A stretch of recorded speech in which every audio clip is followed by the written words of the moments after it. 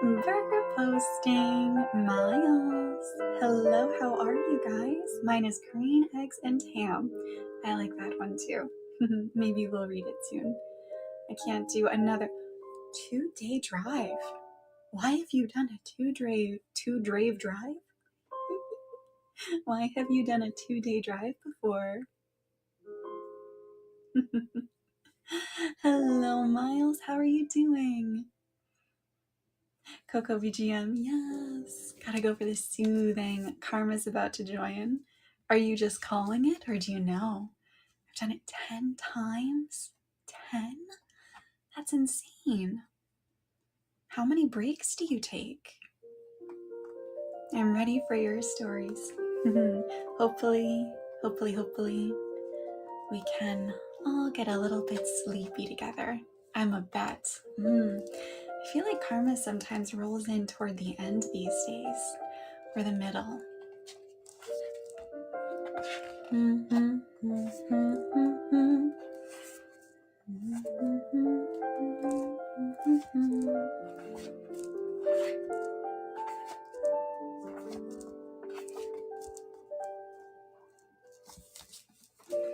Okay. Live on YouTube. Wait a minute. Was not mentally prepared for the YouTube.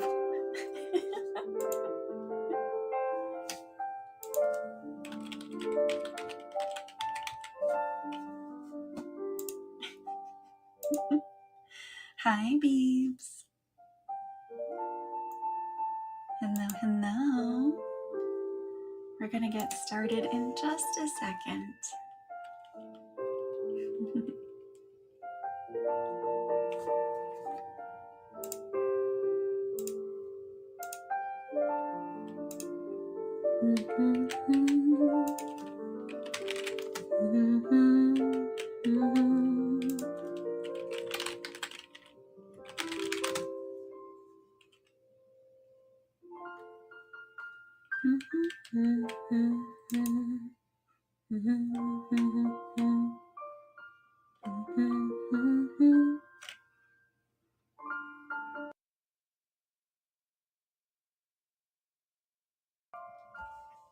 Hi, Blinkato.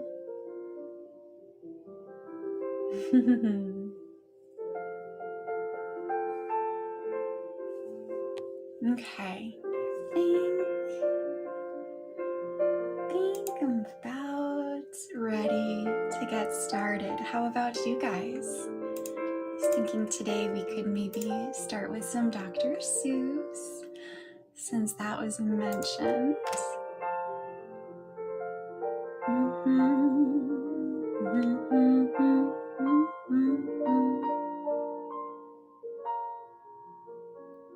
Hello, Kai. Welcome. You're just in time. Thank you for the yeses. Autumn. Hello, Germs. Hi. So, nothing much. We are just about to get started. We're going to read some Dr. Seuss. What's up with you? Hi, Kai. How are you?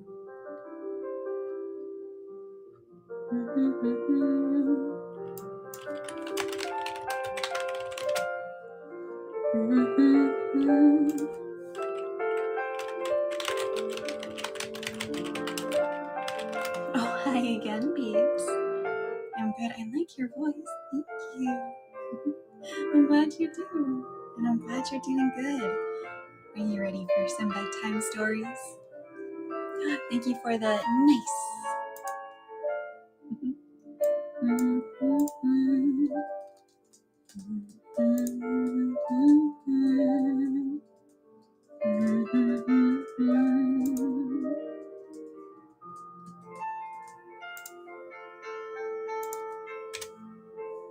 Alrighty. Is there no following, people? Not yet. No, unfortunately. It should be coming in the next few weeks, but in the meantime, what folks do is they will follow the streamers' Twitter or X profiles.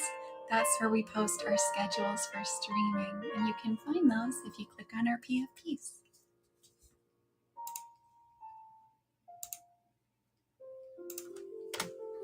Okay. Okay, thank you. You're welcome. It is kind of confusing right now.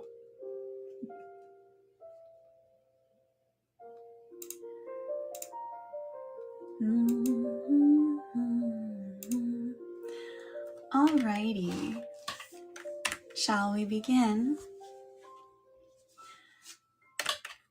We'll start today with Horton Hears a Who by Dr. Seuss.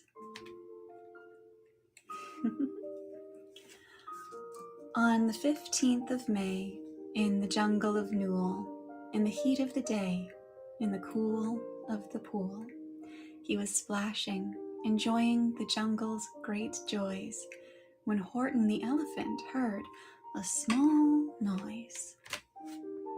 So Horton stopped splashing.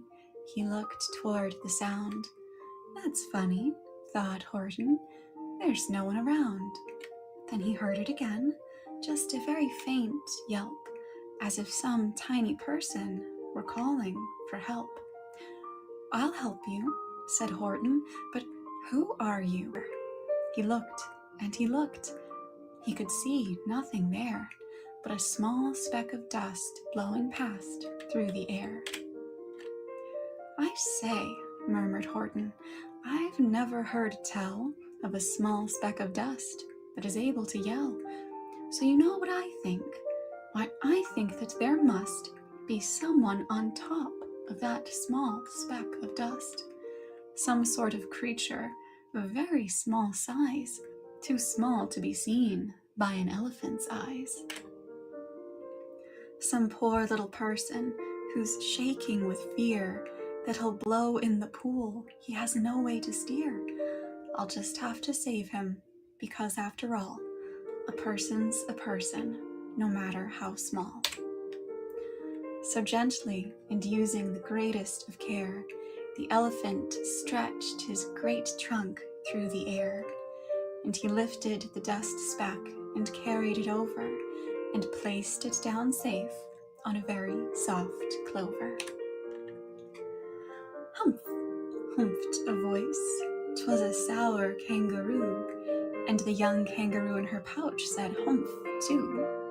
Why, that speck is as small as the head of a pin. A person on that? Why, there never has been. Believe me, said Horton, I tell you sincerely, my ears are quite keen, and I heard him quite clearly.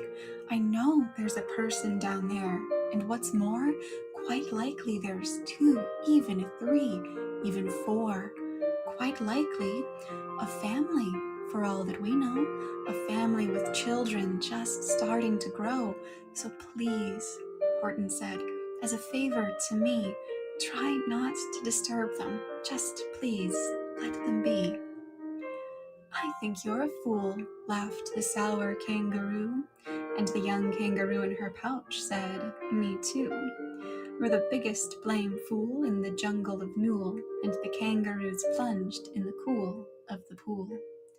What terrible splashing, the elephant frowned. I can't let my very small persons get drowned. I've got to protect them. I'm bigger than they. So he plucked up the clover and hustled away. Through the high jungle treetops, the news quickly spread. He talks to a dust speck. He's out of his head. Just look at him walk with that speck on that flower. And Horton walked, worrying, almost an hour. Should I put this speck down? Horton thought with alarm. If I do, these small persons may come to great harm. I can't put it down, and I won't.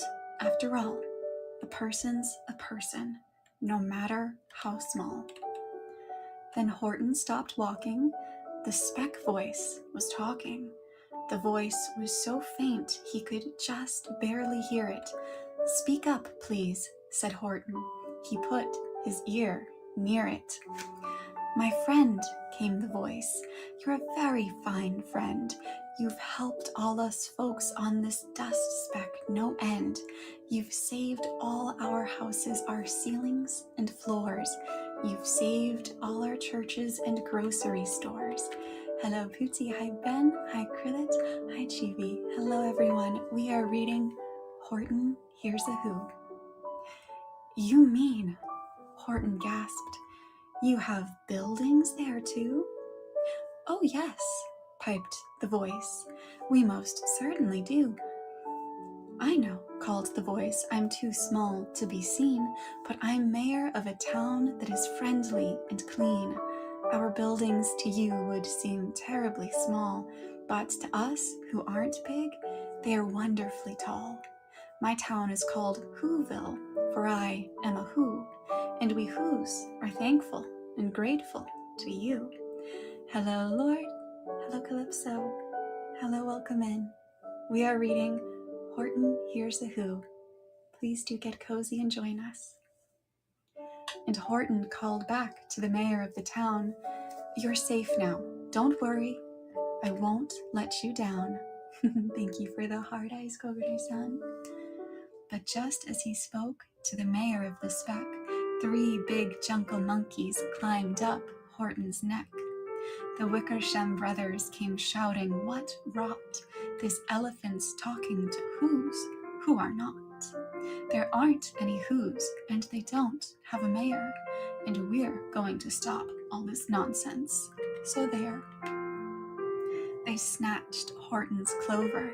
They carried it off to a black-bottomed eagle named Vladikov, a mighty strong eagle of very swift wing. And they said, will you kindly get rid of this thing? And before the poor elephant even could speak, that eagle flew off with the flower in his beak. All that late afternoon and far into the night, that black-bottomed bird flapped his wings in fast flight, while Horton chased after with groans over stones that tattered his toenails and battered his bones, and begged, please don't harm all my little folks who have as much right to live as us bigger folks do. But far, far beyond him that eagle kept flapping, and over his shoulder called back, quit your yapping. I'll fly the night through. I'm a bird, I don't mind it, and I'll hide this tomorrow where you'll never find it. And at 6:56 the next morning he did it. It sure was a terrible place that he hid it. He let that small clover drop somewhere inside of a great patch of clovers 100 miles wide. Find that, sneered the bird, but I think you will fail. And he left with a flip of his black-bottomed tail. I'll find it, cried Horton. I'll find it or bust. I shall find my friends on my small speck of dust. And clover by clover by clover with care, he picked up and searched them and called, are you there? But clover by clover by clover he found that the one that he sought for was just not around. And by noon, poor old Horton, more dead than alive, had picked, searched, and piled up 9,005. Then on through the afternoon, hour after hour, till he found them at last on the 3 millionth flower. My friends, cried the elephant, tell me, do tell, are you safe? Are you sound? Are you whole? Are you well? From down on the speck came the voice of the mayor. We've really had trouble, much more than our share. When that black-bottomed birdie let go and we dropped, we landed so hard that our clocks have all stopped. Our teapots are broken, our rocking chairs smashed, and our bicycle tires all blew up when we crashed. So Horton, please, pleaded that voice of the mayor's, will you stick by us Whos while we're making repairs? Of course, Horton answered, of course I will stick. I'll stick by you small folks through thin and through thick. Humph, humphed a voice. For almost 2 days, you've run wild and insisted on chatting with persons who've never existed. Such carryings on in our peaceable jungle. We've had quite enough of your bellowing bungle, and I'm here to state, snapped the big kangaroo, that your silly nonsensical game is all through. And the young kangaroo in her pouch said, "Me too." Welcome, Isaac. We are reading Horton Hears a Who. With the help of the Wickersham brothers and dozens of Wickersham uncles and Wickersham cousins and Wickersham in-laws, whose help I've engaged, you're going to be roped and you're going to be caged. And as for your dust speck, that we shall boil in a hot, steaming kettle of bezelnut oil. Boil it, gasped Horton. Oh, that you can't do. It's full of persons. They'll prove it to you. Hi, ladies.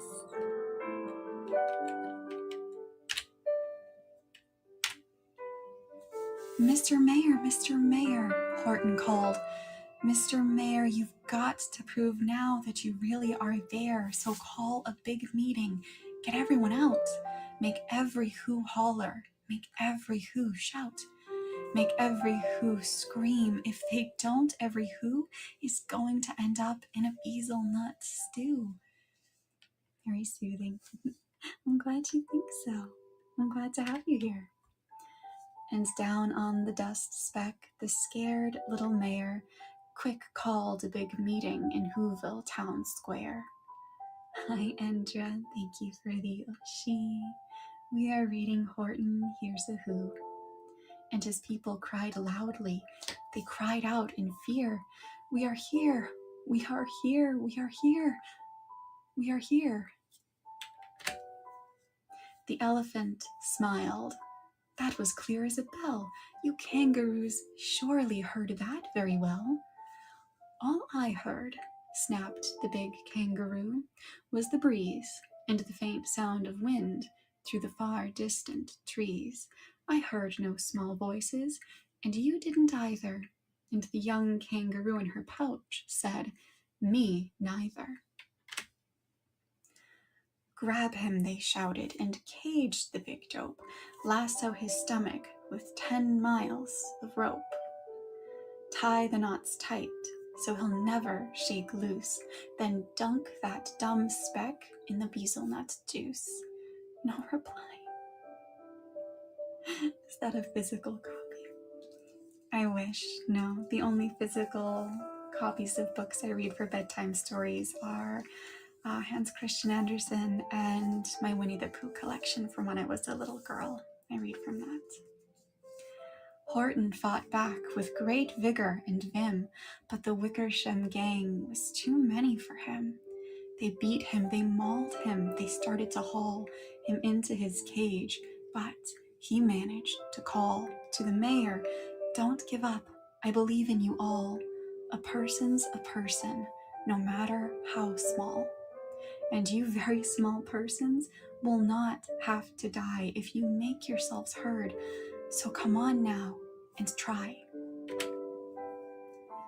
The mayor grabbed a tom-tom. He started to smack it, and all over Whoville they whooped up a racket.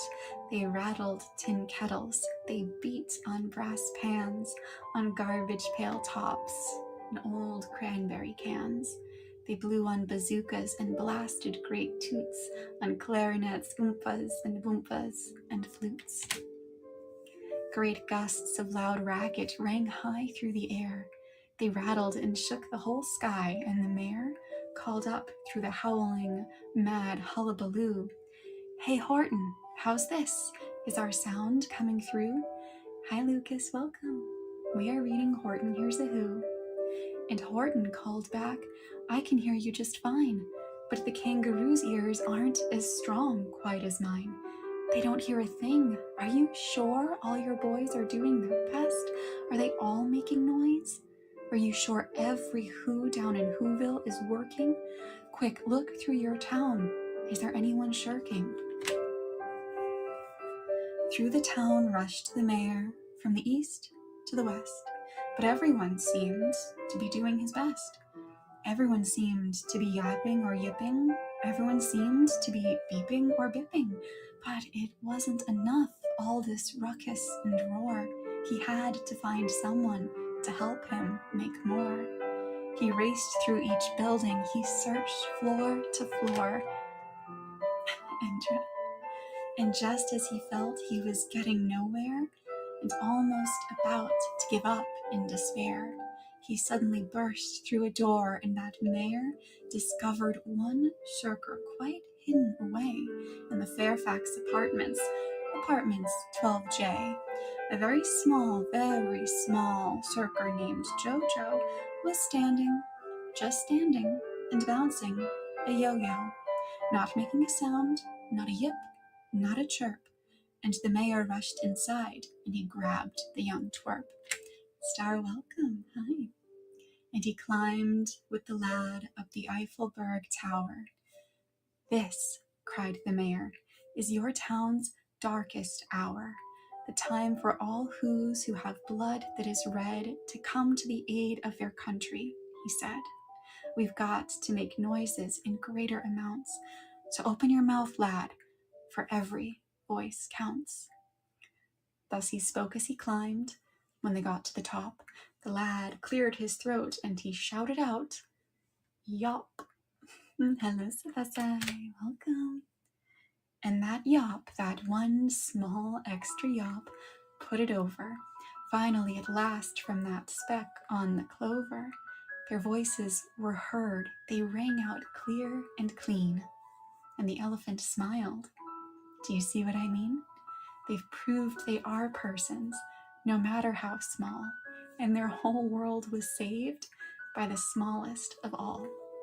How true, yes, how true, said the big kangaroo. And from now on, you know what I'm planning to do? From now on, I'm going to protect them with you. And the young kangaroo in her pouch said, me too. From sun in the summer, from rain when it's fallish, I'm going to protect them, no matter how smallish. Hello, Loa. Hello, hello. Well, my friends, it is time for another story. How are we all feeling?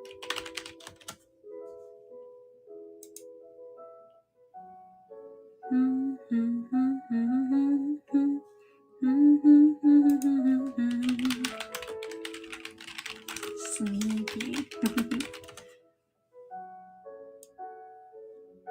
It's a bedtime so comfy. Yay, good.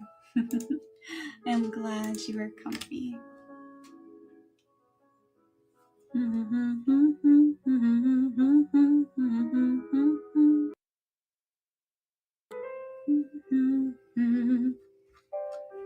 Okay, I am incredibly delayed in pulling up Twitch. Hi everybody in Twitch. How are you doing? Hi. Good ending, 19 out of 10. Oh my, let's see. Moana, right? Moana has such a lovely, lovely soundtrack. Is that Puffy I see on YouTube?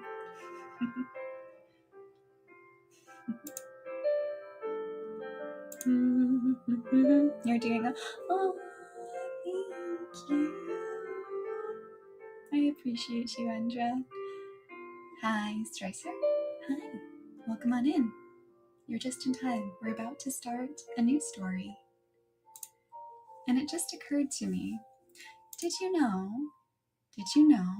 that Dr. Seuss actually wrote a story called Wacky Wednesday? And it is Wednesday. Perhaps we should read it. Let's do that.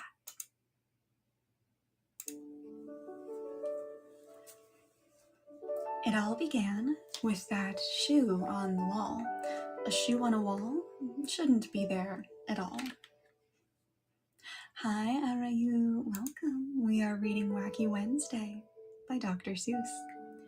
Then I looked up and I said, oh man. And that's how Wacky Wednesday began. It's on the wall. Who knows why? Barbarian, hello, I love your name. I looked out the window and I said, gee, more things were wacky. And I saw 3. I went down the hall and I said, hey, 3 more things that were wacky today. In the bathroom, more. In the bathroom, 4.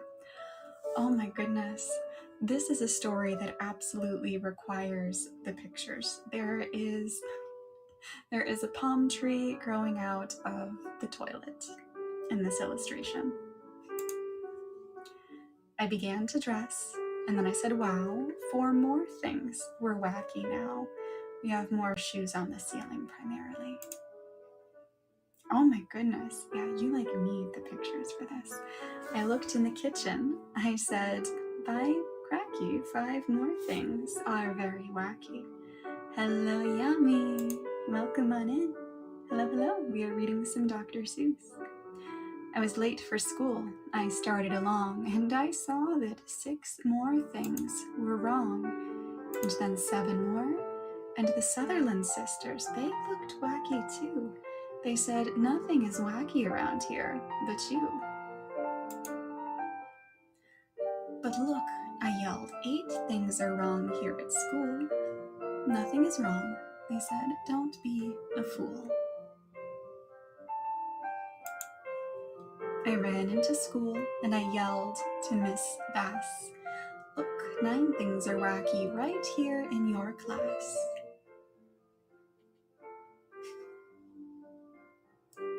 A lot of this has shoes involved in it. A lot of the wacky things are shoe related. Nothing is wacky here in my class. Get out, you're the wacky one. Out, said Miss Bass. I went out the school door. Things were worse than before. I couldn't believe it. 10 wacky things more. Then I counted 11. Then 12 worse things. I got scared and I ran. I ran and knocked over Patrolman McGann, barely disguised.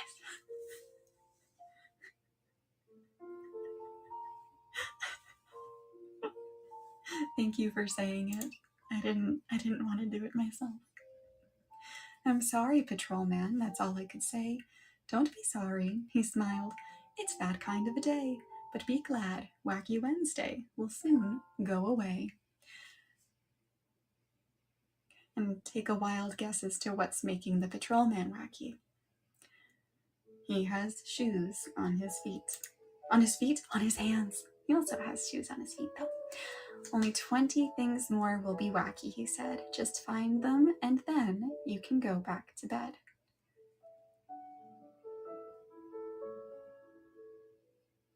Okay, now the patrolman just has another leg. An actual leg. There's a fish fishing for a human using a shoe as bait.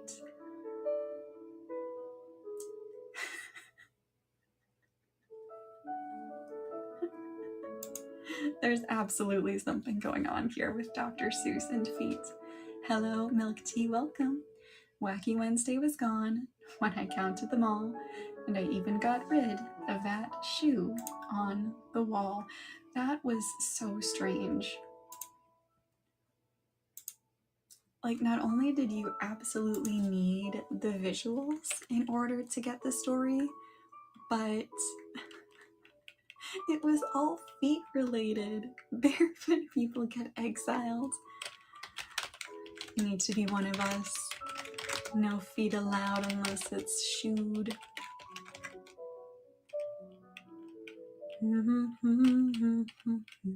Hello, Marilla. Hi, how are you doing?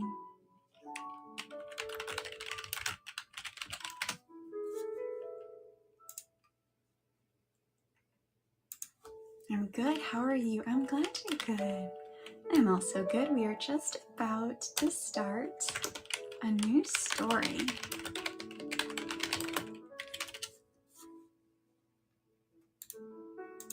Okay.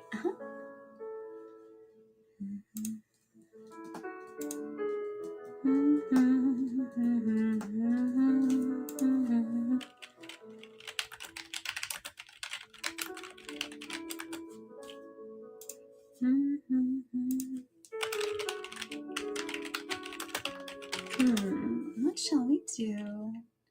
What shall we do? Oh, what about, do you guys remember Bartholomew and the Oobleck?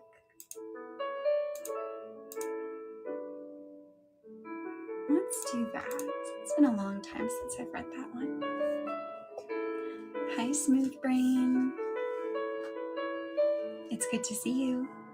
We're just about to start another Dr. Seuss story. Hi.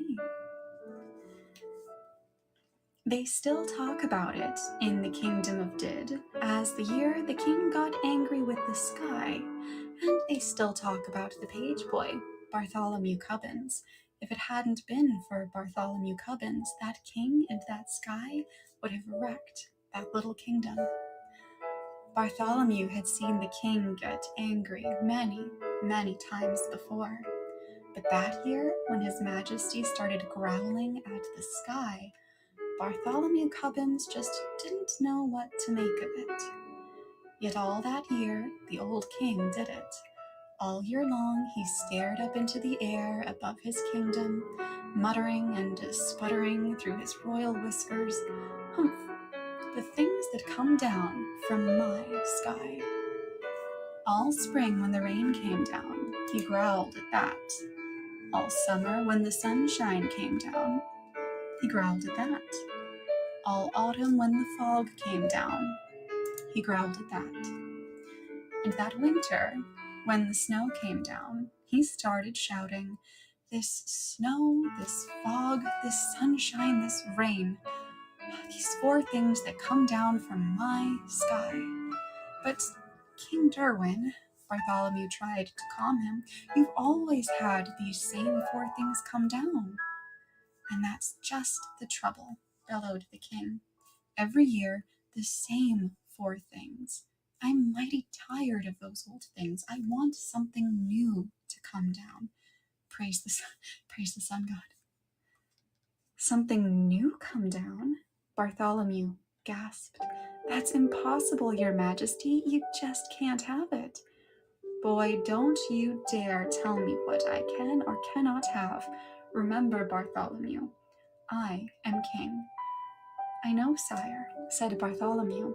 "You rule all the land and you rule all the people, but even kings can't rule the sky." Hello, Anon. Hi. We're just reading some Dr. Seuss. It's good to see you. "Can't, huh?" His Majesty flew into a terrible rage. "Well, maybe other kings can't do it, but maybe I'm the one who can. You mark my words, Bartholomew Cubbins, I will have something new come down." We are reading Bartholomew and the Oobleck by Dr. Seuss. But how to get something new to come down? That was rather hard to think up, and for many days the old king stomped around trying to figure out some way to do it. Then finally, late one night, when all the lords and ladies of the palace were fast asleep, just as the king was buttoning his royal nightshirt, he suddenly stopped, still.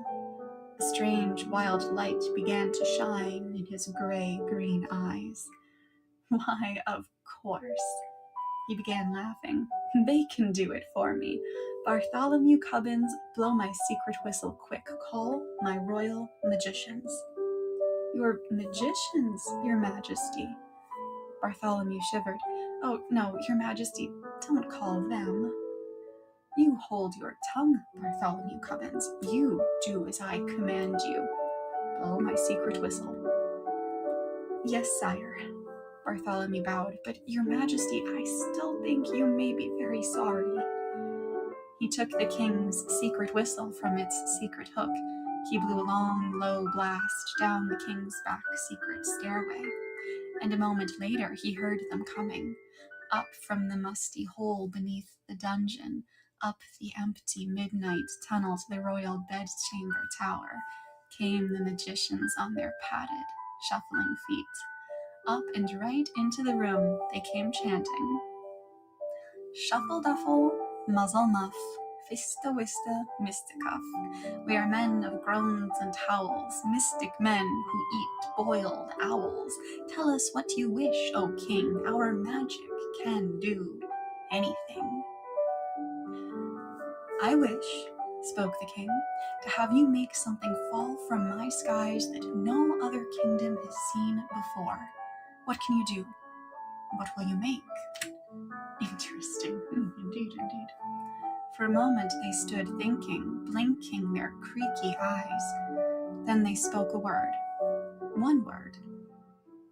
Oobleck. Oobleck, asked the king, what will it look like? Won't look like rain, won't look like snow, won't look like fog, that's all we know. We just can't tell you anymore. We've never made Oobleck before. Hello, Maxman, welcome. We are reading Dr. Seuss. They bowed and they started toward the door. We go now to our secret cave on Mystic Mountain Nikatave. There all night long we'll work for you, and you'll have Oobleck when we're through. These people are psychotic. They sure sound it. They'll do something crazy, whispered Bartholomew. Call them back, your majesty. Stop them. Stop them? Not for a ton of diamonds, chuckled the king. Why, I'll be the mightiest man that ever lived. Just think of it. Tomorrow, I'm going to have Oobleck. What are those people thinking? I don't know. I don't think any of us know. I don't think we want to know. It took Bartholomew a long time to get the excited king to sleep that night. But there was no sleep for Bartholomew, the page boy. All night long he stood in the king's window, staring out at the Mystic Mountain Nikatave. Somewhere up there, Bartholomew knew the magicians were working their terrible magic. All night, the magicians did. All night they walked circles around their magic fire, making magic mumbling with their clucking tongues. Oh, snow and rain are not enough. Oh, we must make some brand new stuff. So feed the fire with wet mouse hair. Burn an onion, burn a chair. Burn a whisker from your chin, and burn a long, sour lizard skin. Burn yellow twigs, and burn red rust, and burn a stocking full of dust. Make magic smoke green, thick, and hot. It sure smells dreadful, does it not? That means the smoke is now just right. So quick, before the day gets light, go, magic smoke, go high, go high. Go rise into the kingdom's sky. Go make the Oobleck tumble down on every street in every town. Go make the wondrous Oobleck fall. Bring down Oobleck on us all. A lot of burning. It's an Armageddon. Pretty much. It really is. It's an Oobleck Armageddon. Dawn was just breaking, and Bartholomew was still standing, trembling, watching at the bedchamber window. But now, as the sun rose, Bartholomew smiled. Those silly magicians hadn't done a thing. Then suddenly, Bartholomew Cubbins stopped smiling. Was he seeing things? No, there was something strange up there in the sky. At first, it seemed like a little greenish cloud, just a wisp of greenish steam. But now it was coming lower, closer, down towards the fields and farms and houses of the sleeping little kingdom. It was swirling around the topmost turrets of the palace. Tiny little greenish specks were shimmering in the air right over his head. Little greenish blobs just about the size of grape seeds. He stretched out his hand. He started to catch one, but then he pulled his hand back. There was something frightening about those blobs. Bartholomew slammed the window shut. "Wake up, your majesty," he shouted. "Your Oobleck, it's falling." The king sprang out of his royal bed sheets. "By my royal whiskers, it is!" he cried. "Oh, that beautiful Oobleck, and it's mine, all mine." I don't like the looks of those blobs, sire, said Bartholomew. They're coming down now as big as greenish peanuts. The bigger the better, laughed the king. Oh, what a day. I'm going to make it a holiday. I want every man, woman, and child in my kingdom to go out and dance in my glorious oobleck. What a freak understatement. Out in that stuff? Asked Bartholomew. Do you really think it's safe, sire? Stop asking foolish questions, snapped the king. Boy, you run to my royal bell tower, wake my royal bell ringer, tell him to ring the great holiday bell. For a moment, Bartholomew Cubbins didn't move. Run, barked the king, and Bartholomew ran. Across the sleeping palace, Bartholomew ran, then up the ladder of the high bell tower. He climbed to the bell ringer's little cubbyhole in the belfry. Ring your bell, he called. His Majesty the King proclaims today a holiday. Such a rotten character. He really is.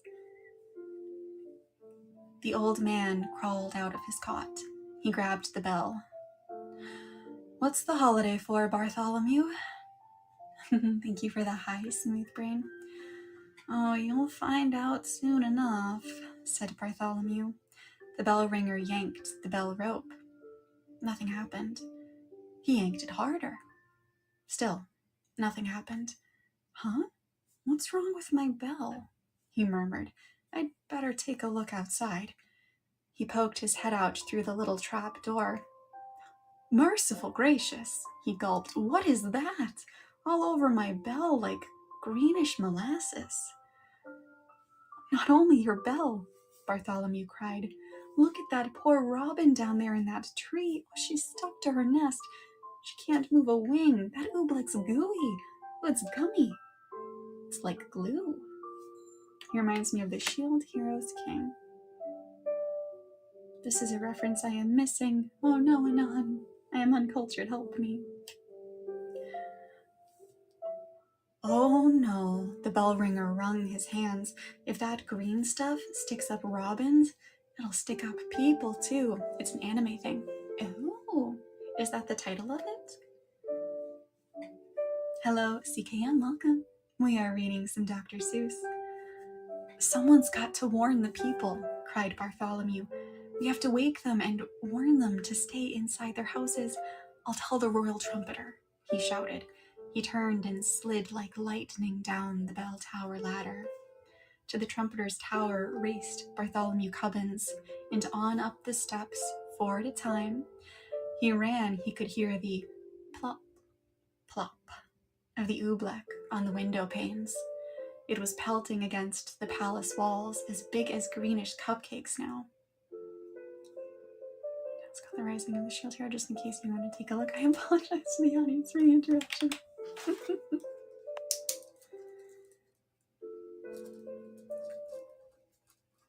Thank you for letting me know. Okay, I wrote it down so I can look later. He yanked the covers off the snoring trumpeter.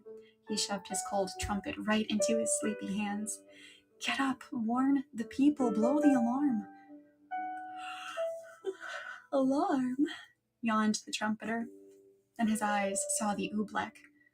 Those green things, Bartholomew, where did they come from? The king, panted Bartholomew. His royal magicians made them. The royal trumpeter leapt from his bed.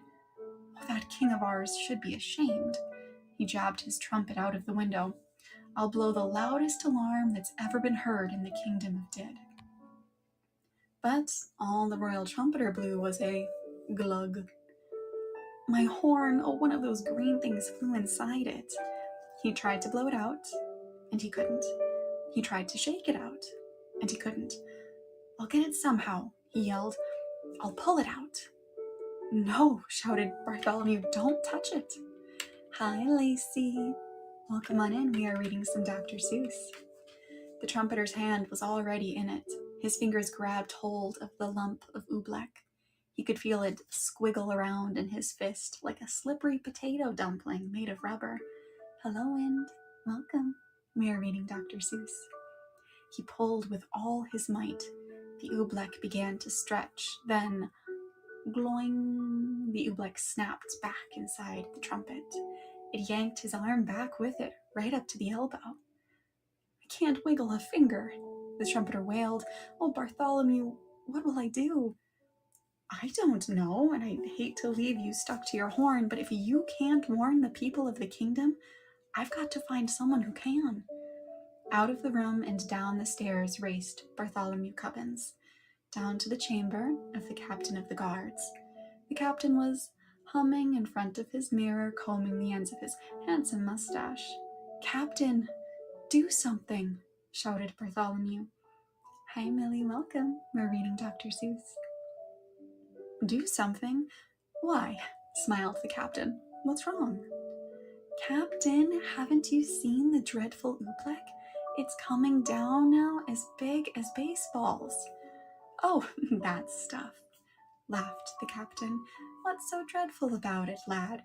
You know, I think it's rather pretty. Captain, pleaded Bartholomew, it's dangerous.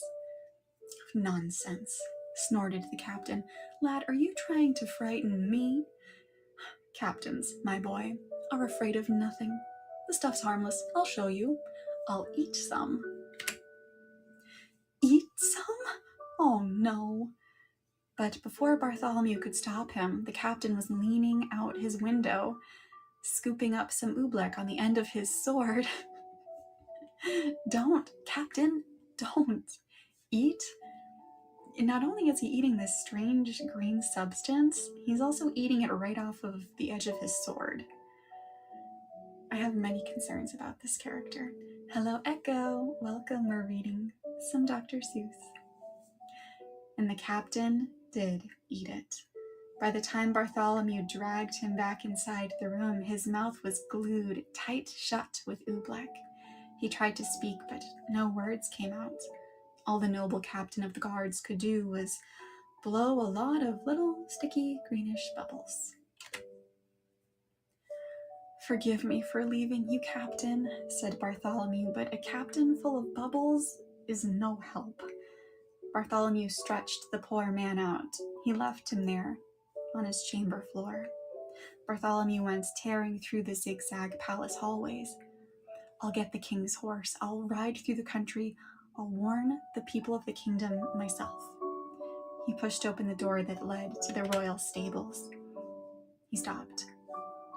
I feel like this oobleck is what magic?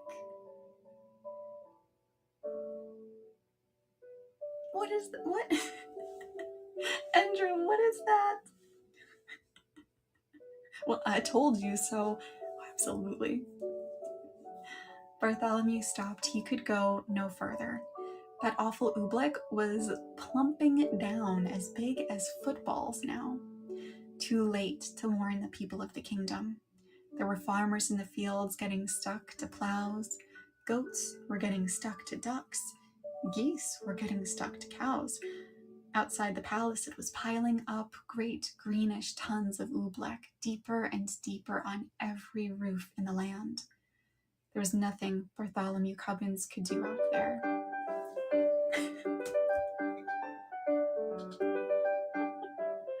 It's just semi-jump scared by the music. Shaking his head sadly, he stepped back inside.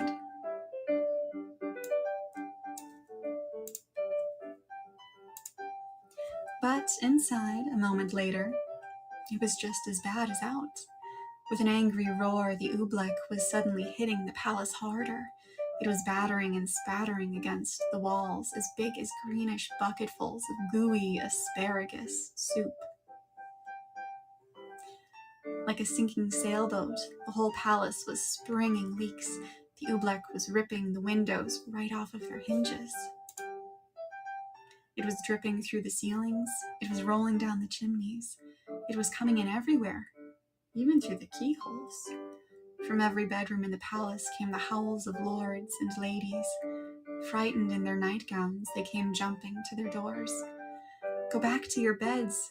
Get under your blankets. Bartholomew Cubbins went crying through the halls, but nobody paid the slightest attention. Everyone in the palace started rushing madly about. The royal cook rushed down to the royal kitchen. Bartholomew Cubbins saw him trapped there, stuck to 3 stew pots, a teacup, and a cat. Maria, hi! It's good to see you again. We're reading some Dr. Seuss. The royal laundress rushed outside to save her laundry. Bartholomew saw her, stuck tight to the clothesline between 2 woolen stockings and the king's best Sunday blouse. He saw the royal fiddlers. They were stuck to their royal fiddles. Everywhere Bartholomew ran, he saw someone stuck to something. They were stuck up by the dozens. Every last friend he had in the world was flopping and floundering, all hopelessly caught in the goo.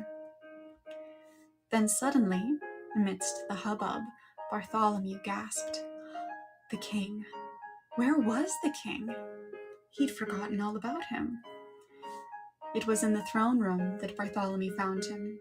There he sat, old King Derwin, proud and mighty ruler of the kingdom of Did, trembling, shaking, helpless as a baby. His royal crown was stuck to his royal head. The seat of his royal pants were stuck to his royal throne. Oobleck was dripping from his royal eyebrows. It was oozing into his royal ears. Fetch my magicians, Bartholomew, he commanded. Make them say some magic words. Make them stop the oobleck falling. Bartholomew shrugged his shoulders. I can't fetch them, your majesty. Their cave on Mountain Necatave is buried in the oobleck. Then I must think of some magic words, groaned the king.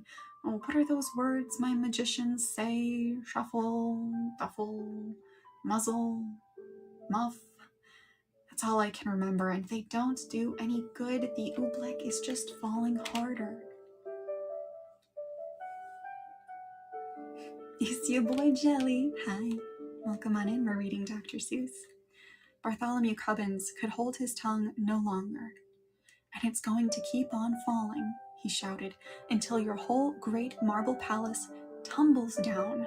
So don't waste your time saying foolish magic words. You ought to be saying some plain, simple words. Simple words? What do you mean, boy? I mean, said Bartholomew, this is all your fault. Now the least you can do is say the simple words, I'm sorry. No one had ever talked to the king like this before.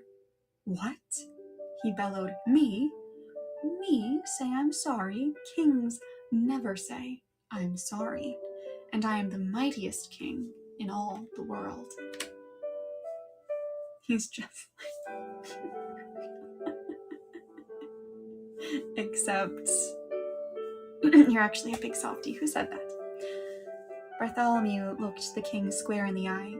You may be a mighty king, he said, but you're sitting in oobleck up to your chin, and so is everyone else in your land, and if you won't even say you're sorry, you're no sort of king at all. Hi, Kat, welcome. We're reading Dr. Seuss. Bartholomew Cubbins turned his back. He started for the throne room door. But then Bartholomew heard a great, deep sob. The old king was crying. Come back, Bartholomew Cubbins. You're right. It is all my fault, and I am sorry. I'm awfully, awfully sorry. And the moment the king spoke those words, something happened. Maybe there was something magic in those simple words, I'm sorry. Maybe there was something magic in those simple words, it's my fault. Maybe there was. And maybe there wasn't, but they say that as soon as the old king spoke them, the sun began to shine and fight its way through the storm. They say that the falling oobleck blobs grew smaller and smaller and smaller. Hi, Feisty. It's good to see you. We are reading some Dr. Seuss. They say that all the oobleck that was stuck on all the people and all the animals of the kingdom of Did just simply, quietly melted away. And then, they say, Bartholomew took the old king by the sleeve and led him up the steps of the high bell tower. He put the bell rope into His Majesty's royal hands, and the king himself rang the holiday bell. Then the king proclaimed a brand new national holiday in honor of the 4 perfect things that came down from the sky. The king now knew that these 4 old-fashioned things, the rain, the sunshine, the fog, the snow, were good enough for any king in the world, especially for him, old King Derwin of Did. Hey, Feisty, how are you? It turned back into a normal cornstarch and water construct. Pretty much.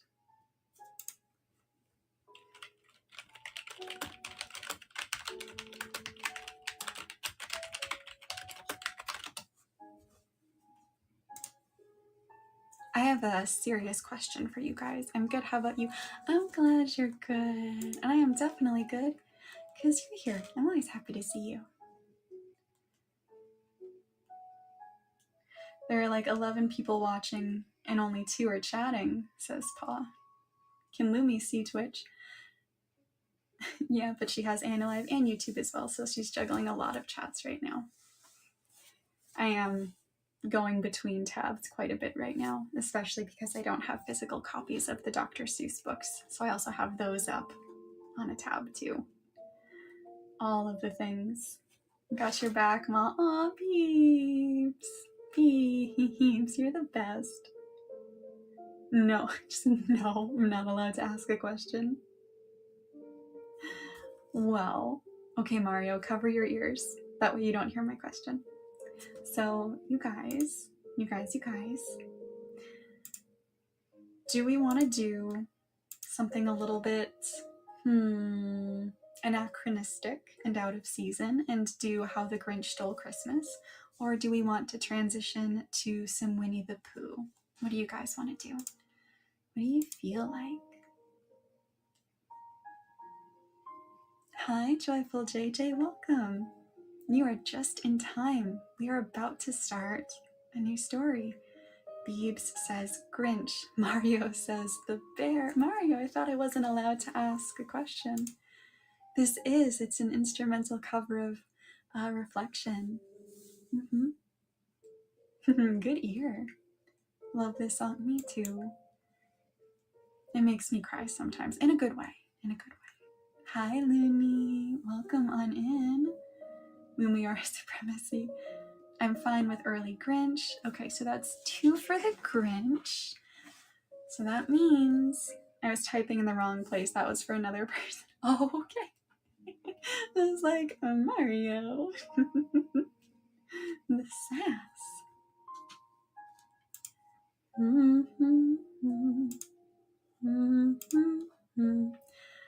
Alrighty, everyone. We're going to be a little out of season, but that's okay. We're moving on to How the Grinch Stole Christmas. And after this, we'll do some Winnie the Pooh. Yes, Feisty, let's go. I bet you'd be fun to do a Disney karaoke stream with. I'm down, let's go. Every Who down in Whoville liked Christmas a lot. But the Grinch, who lived just north of Whoville, did not. The Grinch hated Christmas, the whole Christmas season. Now please don't ask why. No one quite knows the reason.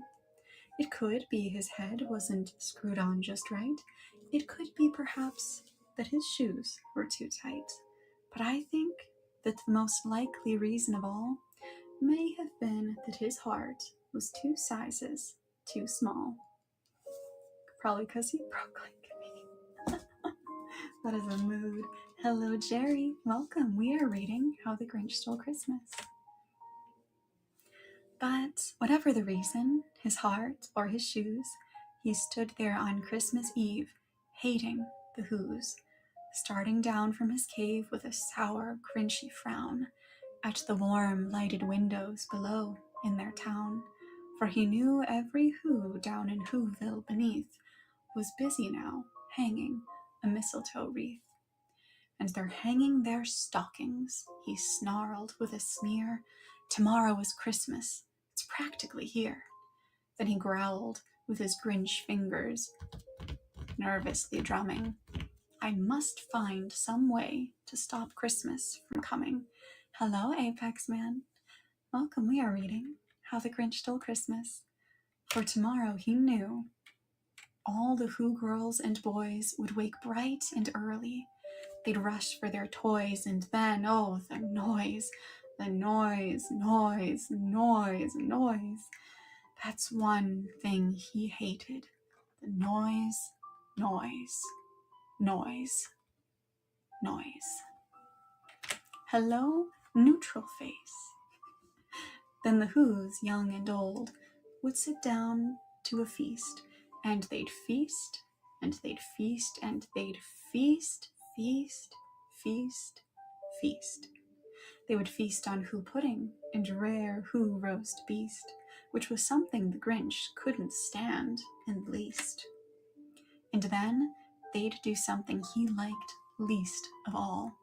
Every Who down in Whoville, the tall and the small, would stand close together with Christmas bells ringing. They'd stand hand in hand, and the Who's would start singing. Hi, Nate, welcome. They'd sing, and they'd sing, and they'd sing, sing, sing, sing. Hey, Cedric, whispers. We're reading How the Grinch Stole Christmas. My mom also whispers. And the more the Grinch thought of this Who Christmas sing, the more the Grinch thought, I must stop this whole thing. Why, for 53 years I've put up with it now. I must stop this Christmas from coming. But how? How do I make an avatar? You'd have to go through an application process. I'd recommend checking out the AniLive page on Twitter. Why are they whispering? Then he got an idea, an awful idea. The Grinch got a wonderful, awful idea. I know just what to do. The Grinch laughed in his throat, and he made a quick Santa Claus hat and a coat. And he chuckled and clucked. What a great Grinchy trick. With this coat and this hat, I look just like Saint Nick. All I need is a reindeer. The Grinch looked around, but since reindeer are scarce, there was none to be found. Did that stop the old Grinch? No. The Grinch simply said, if I can't find a reindeer, I'll make one instead. So he called his dog Max, then he took some red thread, and he tied a big red horn on top of his head. Then he loaded some bags and some old empty sacks on a ramshackle sleigh, and he hitched up old Max. Then the Grinch said, giddy up, and the sleigh started down toward the homes where the Who's lay a snooze in their town. All their windows were dark. Quiet snow filled the air. All the Who's were all dreaming sweet dreams without care. When he came to the first little house on the square, this is stop number 1, the old Grinchy Claus hissed, and he climbed to the roof, empty bags in his fist. Then he slid down the chimney, a rather tight pinch, but if Santa could do it, then so could the Grinch. He got stuck only once, for a moment or two, then he stuck his head out of the fireplace, flew, where the little Who stockings all hung in a row. These stockings, he grinned, are the first things to go. Then he slithered and slunk, with a smile most unpleasant. Around the whole room, he took every present. Pop guns and bicycles, roller skates, drums, checkerboards, tricycles, popcorn, and plums. And he stuffed them in bags. Then the Grinch, very nimbly, stuffed all the bags, one by one, up the chimney. Then he slunk to the icebox. He took the Who's feast. He took the Who pudding. He took the roast beast. He cleaned out that icebox as quick as a flash. Why, that Grinch even took their last can of Who hash. Then he stuffed the food up the chimney with glee. And now, grinned the Grinch, I will stuff up the tree. And the Grinch grabbed the tree, and he started to shove, when he heard a small sound, like the coo of a dove. He turned around fast and saw a small Who, little Cindy Lou who was no more than 2. The Grinch had been caught by this tiny Who daughter, who'd got out of bed for a cup of cold water. She stared at the Grinch and said, "Santa Claus, why? Why are you taking our Christmas tree? Why?" But you know, that old Grinch was so smart and so slick, he thought up a lie, and he thought it up quick.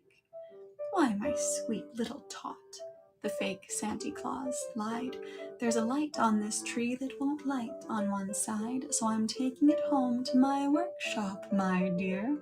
I'll fix it up there, and then I'll bring it back here." Hi, Jilsa. Welcome on in. Hi. We're reading How the Grinch Stole Christmas. And his fib fooled the child. Then he patted her head, and he got her a drink, and he sent her to bed. And when Cindy Lou Who went to bed with her cup, he went to the chimney and stuffed the tree up. Hello, Aspect. Welcome. We're reading some Dr. Seuss. Then the last thing he took was the log for their fire. Then he went up the chimney himself, the old liar. On their walls he left nothing but hooks and some wire. And the one speck of food that he left in the house was a crumb that was even too small for a mouse.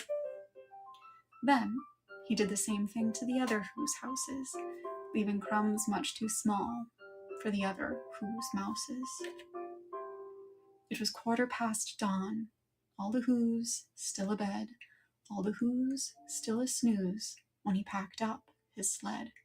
Packed it up with presents, the ribbons, the wrappings, the tags and the tinsel, the trimmings, the trappings. 3,000 feet up the side of Mount Crumpet, he rode with his load to the tip-top to dump it. Pooh-pooh to the Who's, he was Grinchiously humming. They're finding out now that no Christmas is coming. They're just waking up, I know just what they'll do. Their mouths will hang open a minute or two. Then the Who's down in Whoville will all cry, boo-hoo. "That's a noise," grinned the Grinch, "that I simply must hear." So he paused, and the Grinch put a hand to his ear. And he did hear a sound rising over the snow. It started in low, and then it started to grow. But the sound wasn't sad. Why, they sounded merry. It couldn't be so, but it was merry. Very. He stared down at Whoville. The Grinch popped his eyes. Then he shook. What he saw was a shocking surprise. Every Who down in Whoville, the tall and the small, was singing without any presents at all. He hadn't stopped Christmas from coming. It came. Somehow or other, it came just the same. And the Grinch, with his Grinch feet ice cold in the snow, stood puzzling and puzzling. How could it be so? It came without ribbons. It came without tags. It came without packages, boxes, or bags. And he puzzled 3 hours till his puzzler was sore. Then the Grinch thought of something he hadn't before. Maybe Christmas, he thought, doesn't come from a store. Maybe Christmas, perhaps, means a little bit more. And what happened then? Well, in Whoville, they say that the Grinch's small heart grew 3 sizes that day. And the minute his heart didn't feel quite so tight, he whizzed with his load through the bright morning light, and he brought back the toys and the food for the feast, and he himself, the Grinch, carved the roast beast.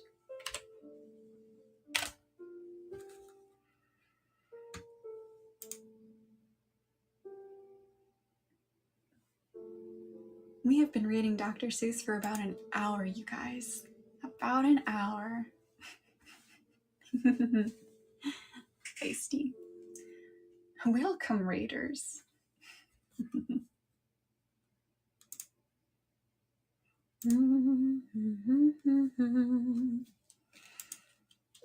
Okay, are we ready now for 50 Shades? Wouldn't that be something? Oh my gosh, I'd be so embarrassed reading it. I get embarrassed so easily, Feisty. We wouldn't get through it, not even close. Don't be a coward. Beeps.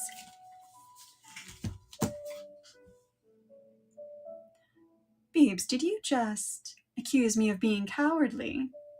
Stuffed crust. Are you agreeing?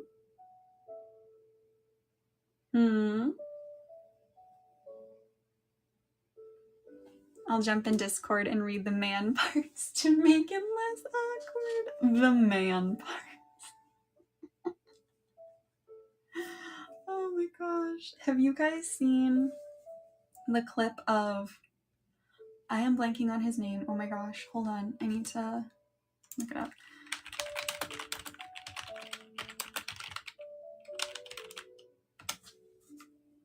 Have you guys seen the clip of Gilbert Gottfried reading snippets from 50 Shades of Grey?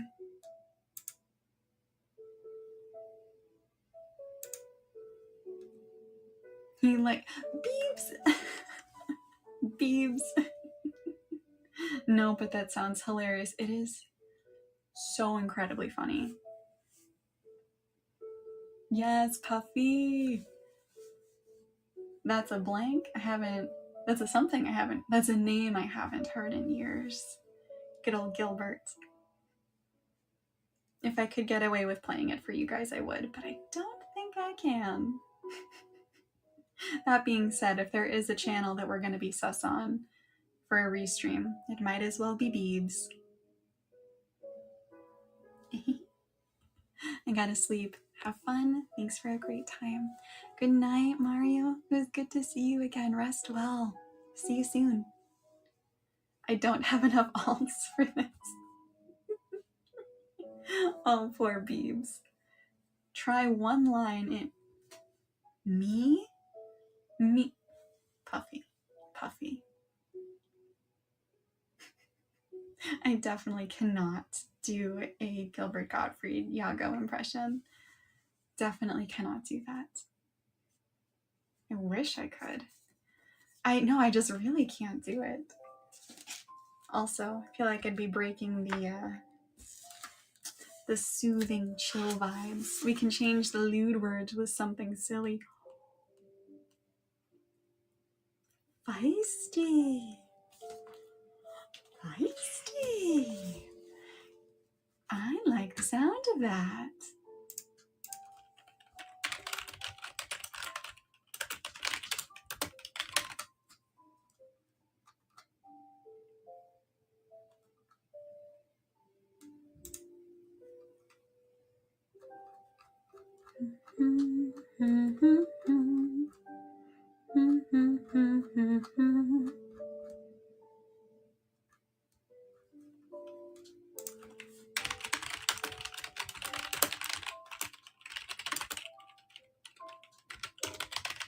Okay, 50 Shades of Grey, best passages.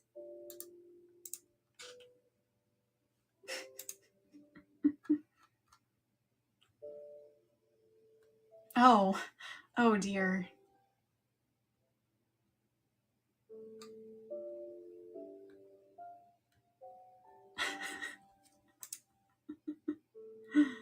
Feisty, you mad genius, says Beebs.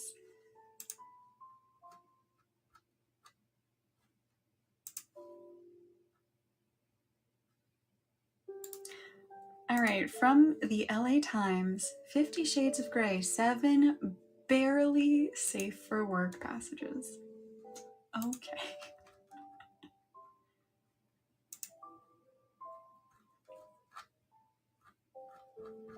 No, some of these are just like really, really short. I'm barely safe for work. I appreciate you.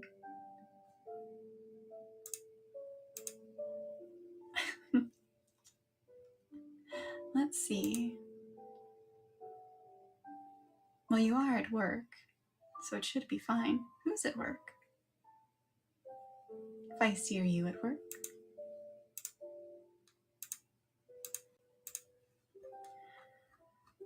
Oh my.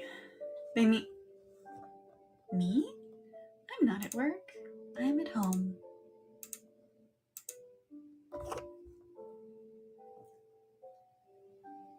This is just streaming is work.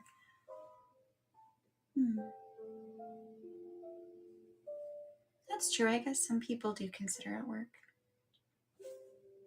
I forgot about that. Oops. Anyway, now I sound unprofessional. Oh my goodness. I don't know how am I supposed to. Wow. I don't know how to actually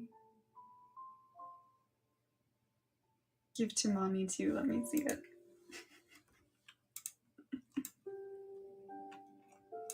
Mommy too.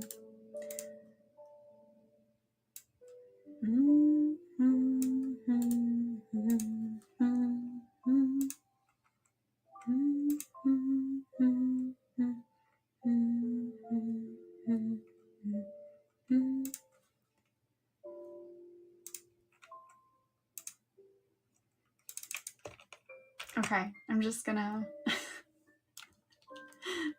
send you it. Oh my gosh.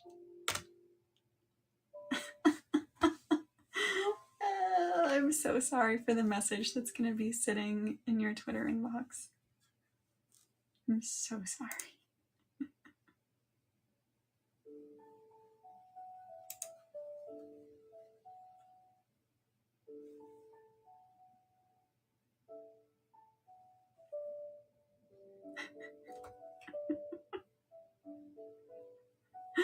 Oh my gosh.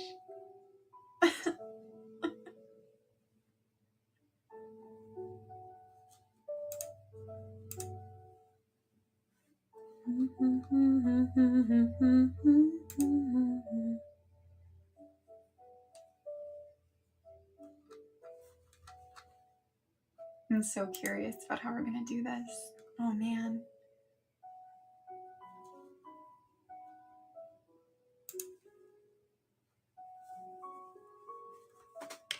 What should we do in the meantime?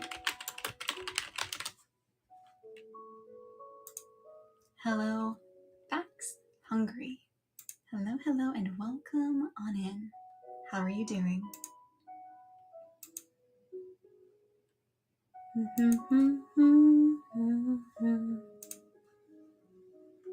What do you guys think?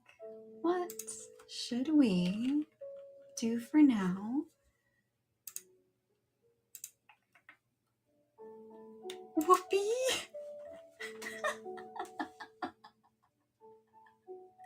Feisty!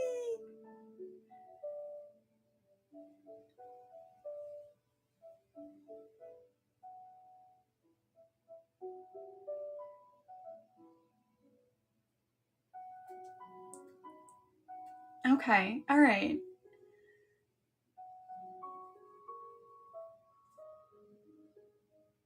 What do you think about the rest? Just change it to silly things like, oh gosh, I'm gonna sound like a child saying this, but I want to be like, PG here with it.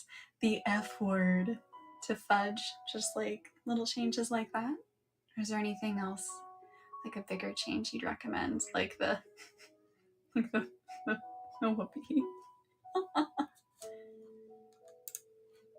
Fudge is good. Fudge is delicious.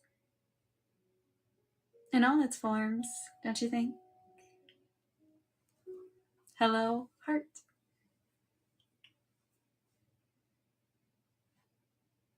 No, just peanut. Oh, I do agree that peanuts make everything better. Ain't no way. Beauty and the Beast instrumental is coming on right as we're about to do some super obnoxious 50 Shades of Grey read over. Makes the viewer hungry, yes. Feisty.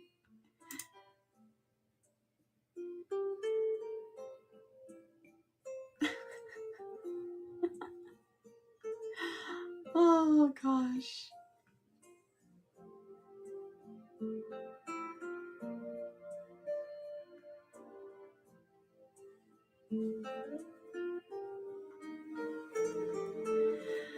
All right, you guys. Are we doing this? Are we actually doing this?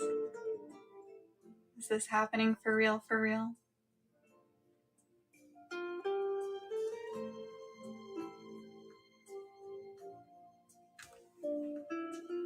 Hi, Dana. Welcome. How are you doing?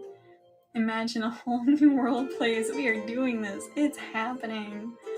Okay. Okie dokies. Yes, please.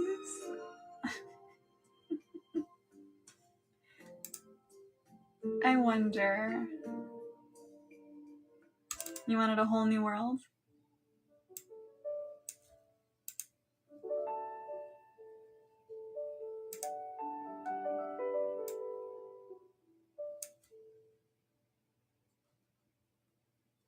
Mm-hmm. Ooh, actually, no, this version will be better.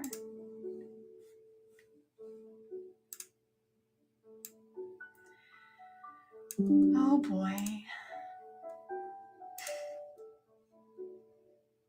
A bit of the old in out, in out. Okay.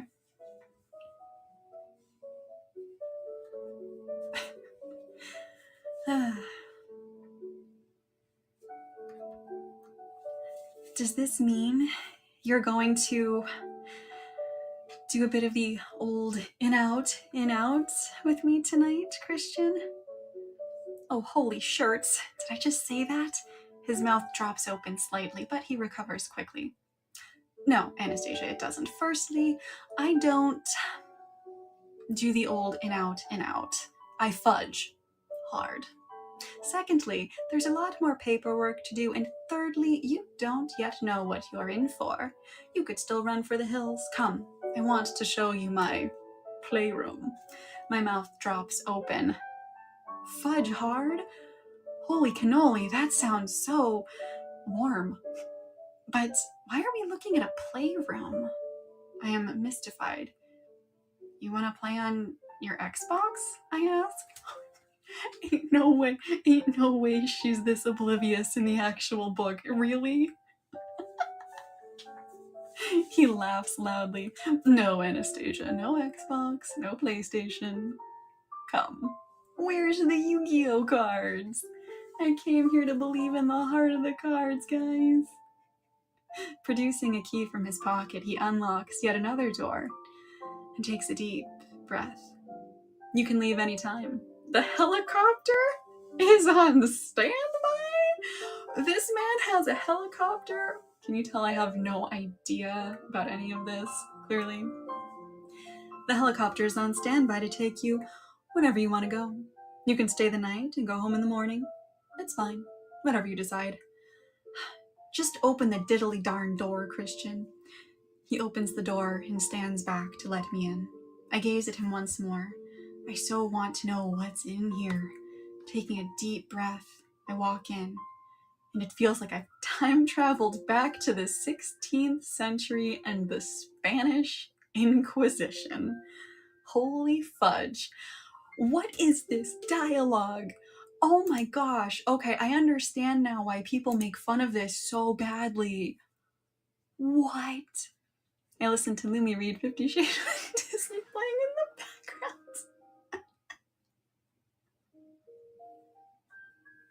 Is this the Resident Evil fic? Warm fudge. Ugh. I can't tell what's real and what's being substituted. Oh my gosh.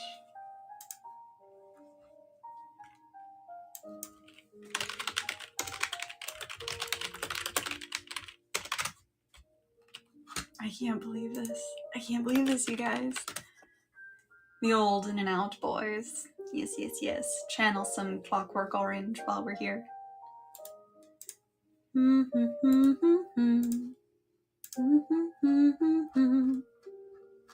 Is this entire book really just chilling as a PDF on multiple websites? Really? Huh? Hold on. Let me see if I can find a good place. Let's see. Oh, wow. Okay. So, you guys, I just pulled up apparently a PDF copy of 50 Shades Darker, and I was like, what might be a good word to type in to get us to something like spicy? Okay, clearly I didn't think this through, because I typed in the F word, and 181 times. It occurs 181 times in this story. Let's try something. Maybe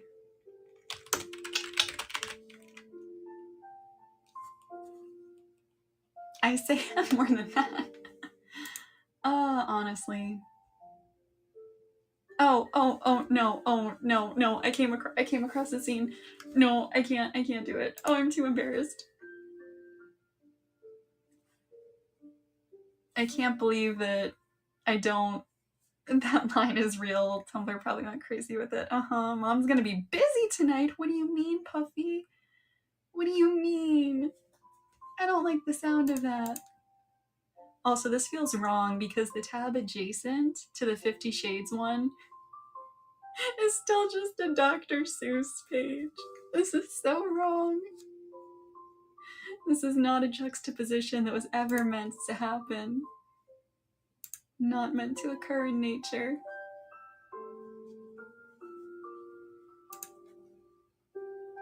I've turned things dark. It's okay, Feisty. We still love you. Lots of editing. Yeah, editing. Oh gosh. Hello, Nowhere Nyx. Welcome on in.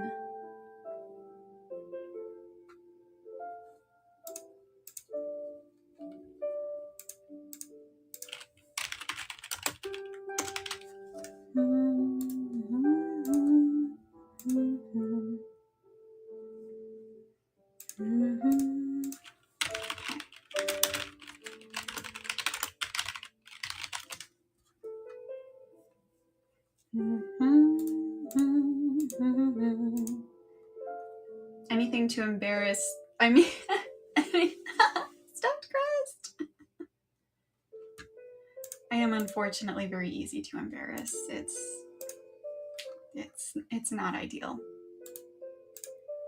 All right, what is this? 15 awkward lines from 50 Shades that made us uncomfortable.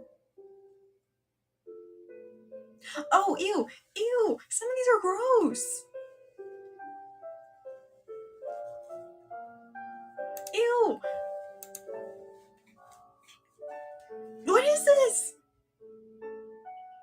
Huh? An image of her shackled to my bench, peeled ginger root inserted in her posterior so she can't clench her buttocks comes to mind. Pardon me? Pardon you? Hi, Togo. Welcome. It's been an eventful day. What? Me last night?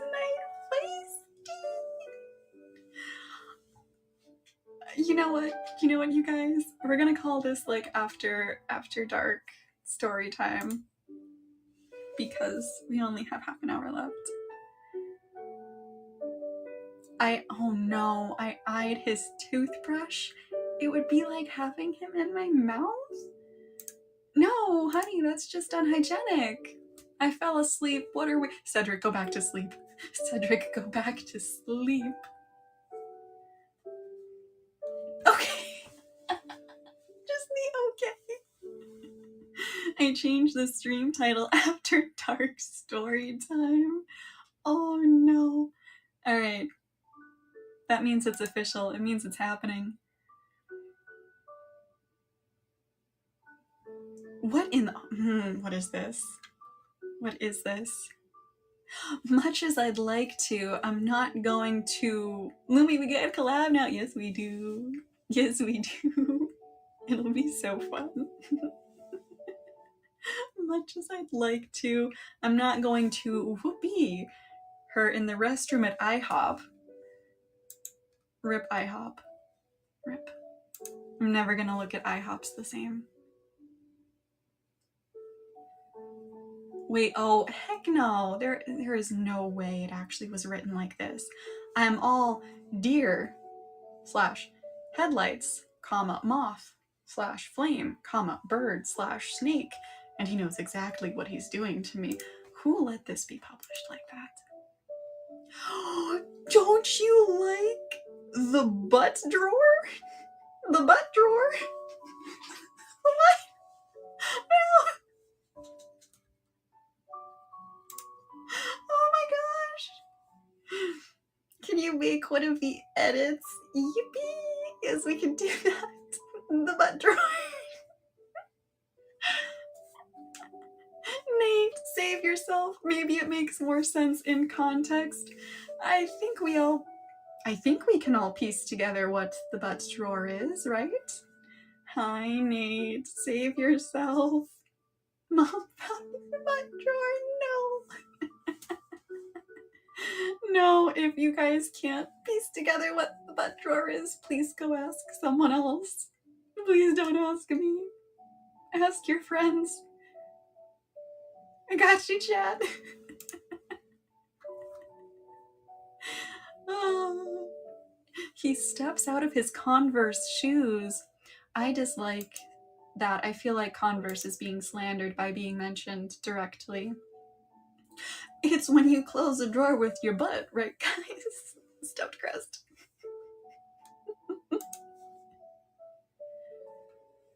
Hi, DC, welcome. I suppose disclaimer to anyone who zoned out for a bit or is just coming in, we have officially reached bedtime stories after dark.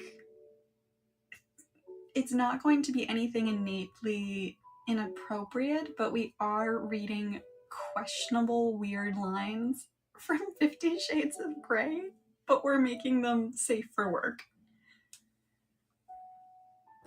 No, his voice is warm and husky, like dark, melted chocolate fudge caramel.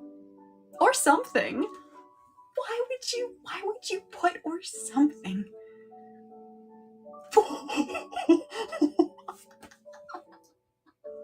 Ain't no way.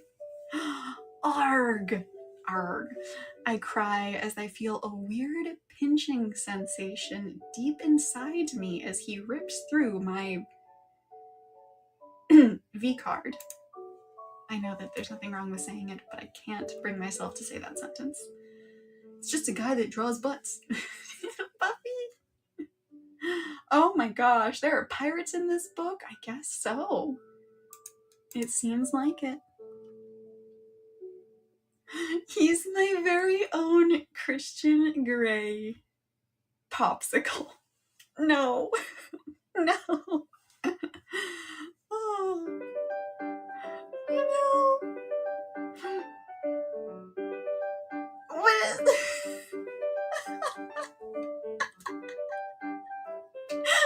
He's gonna be cute. You know. No. He has a hotline to my between my legs. Lord, it that way. There's no way to like try to cover that. Excuse me? I flush, and my inner goddess grabs a rose between her teeth and starts to tango. Excuse you?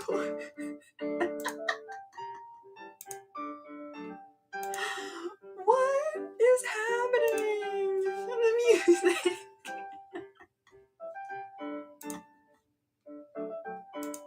Why is this happening? Oh my gosh, you guys. This is something.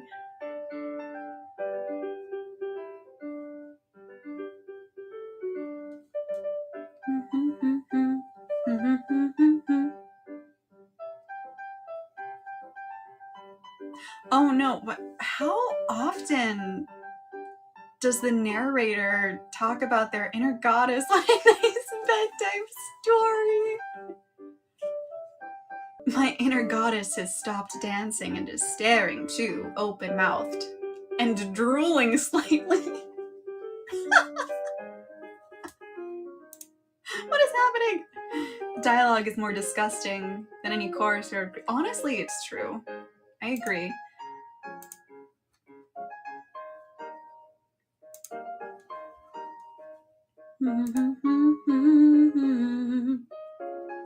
No.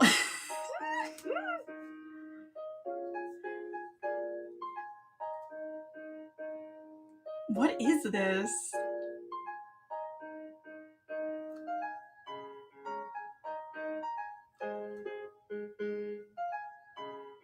Hi, Lynn. Hi, your avatar is adorable. Thank you. That's really sweet of you. I appreciate it. How are you?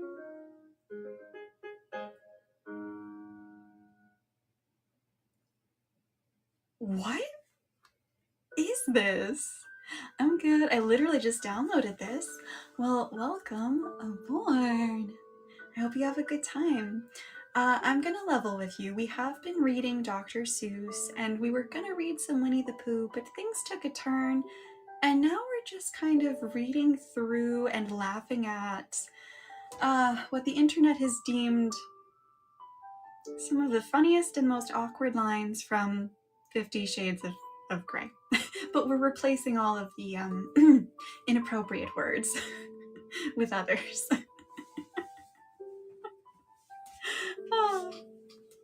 So hopefully you can have fun with us. What a nice first stream to walk into, says Puffy. I know, right?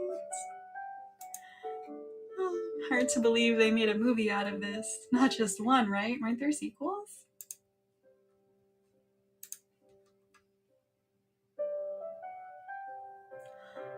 Whoa, hold on. Like the sorcerer's apprentice I am, I let it go, and we find our release together. Why sorcerer's apprentice? Huh?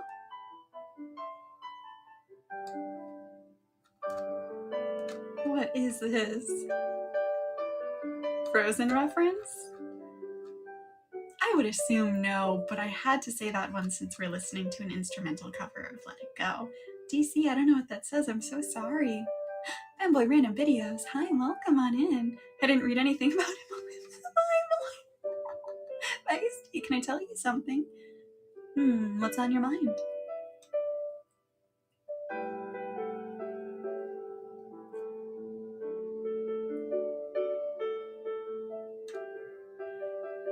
I got released from the hospital a few hours ago. Oh my goodness. I hope you're doing better now from whatever was going on. It was something random in Japanese, but it didn't work properly. Oh, yeah, the app isn't super friendly to, oh gosh, a lot of things being typed in chat.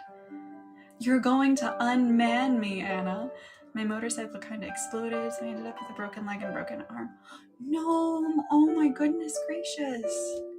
Okay, so you said you were released from the hospital a few hours ago. Was this accident earlier today, or have you been in the hospital for a while from it?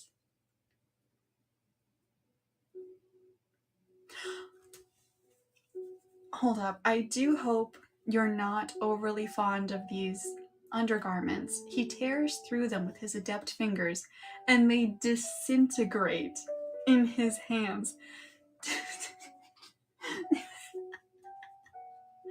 What?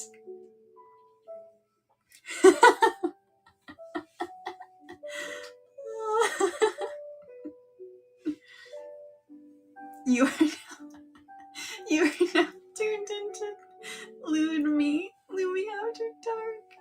I got assaulted by that. This isn't your mom's radio show. Oh my gosh, no. You're listening 102.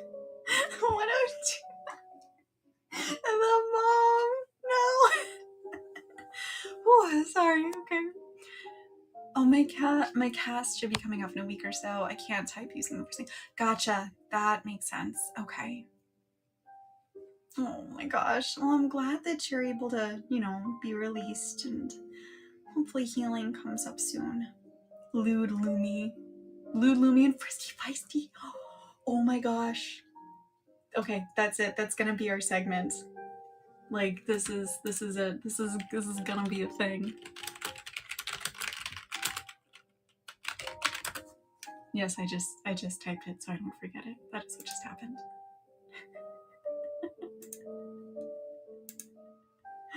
Bro's hulking out, just atomized. I just don't understand. How did they disintegrate? What? He laughs and then is distracted by his BlackBerry, which must be on vibrate because it doesn't ring. Unnecessary. Fire magic, I don't know. Probably. Oh, what's eating him? Oh, myself, probably.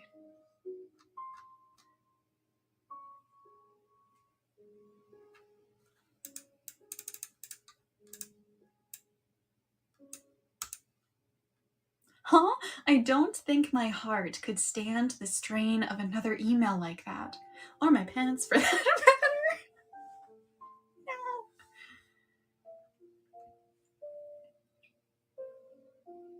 Huh? All my worst fears packaged neatly into one sentence. Now exercised. I just spit out my water. Oh no, DC. My username on my... username is my TikTok username? Is that a maybe? Maybe they were really old that were mothballing. Why would they have been that old? Username on this account is the same as on TikTok. Got it.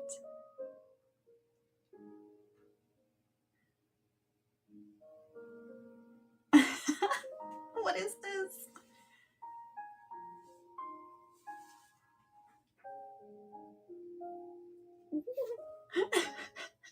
In her pale pink, frothy baby doll dress and killer heels, she towers over me like a Christmas tree fairy. Excuse you. I saw a girl reading this in my high school during lunch one time. Was her face red? Quite a while ago, like maybe a year or two ago, I stole a... Oh? Just a reminder that these books have sold 150 million copies. Her something was red. Cedric! You can't say that.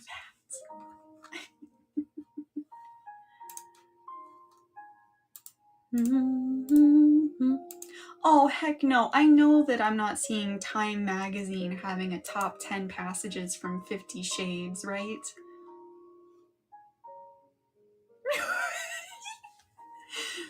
It's because I'm 50 Shades of fudged up, Anastasia. Stop. No. No way. Was that really in the book? That's horrible.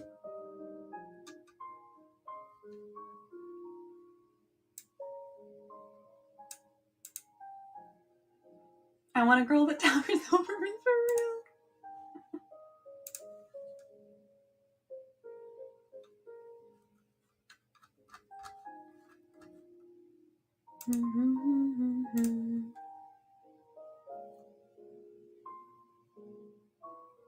Guess how many X I have? How many X? Like how many people you've dated? Never trust a man who can dance. What? What's wrong with that? 35, 45.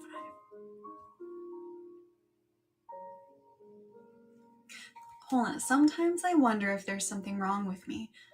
Perhaps I've spent too long in the company of my literary romantic heroes, and consequently my ideals and expectations are just far too high. Then honey, how did you end up with Christian Grey? That does not track.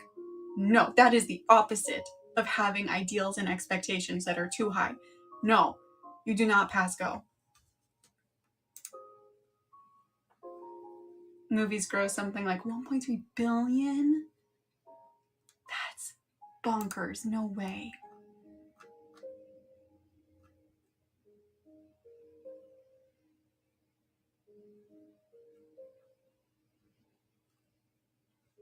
Feisty, I said what I said. I'm still thinking about the toothbrush.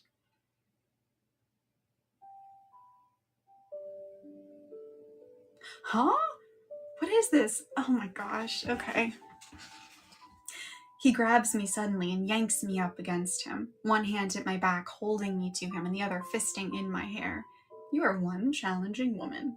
He smooches me. Oh, ew. No, I don't want to read that in depth. Feisty, you're going to be carrying so much of this. It's taking all of my self-control not to yippee you on the hood of this car, just to show you that you're mine. And if I want to buy you a fudging car, I'll buy you a fudging car. What a threat. What a threat. Hi, Minx. Oh dear. Wait a minute. A year ago I robbed a store and I got... Fanboy, don't disclose crimes like that, please. Hi. Miss Tonight! No, Miss Tonight! Miss Tonight! No, I can explain! I can explain! I just read that line. Hey, we're in sync. I did the yippee for you. I remembered. You came at a great time. No, you came at a concerning time. It's okay, I didn't hear anything. I'm glad you didn't. Just pretend as well that you don't hear the next 10 minutes either. Mom is educating us about 50 Shades. Wait, no, hold on. No, that's not quite what's happening. Is it?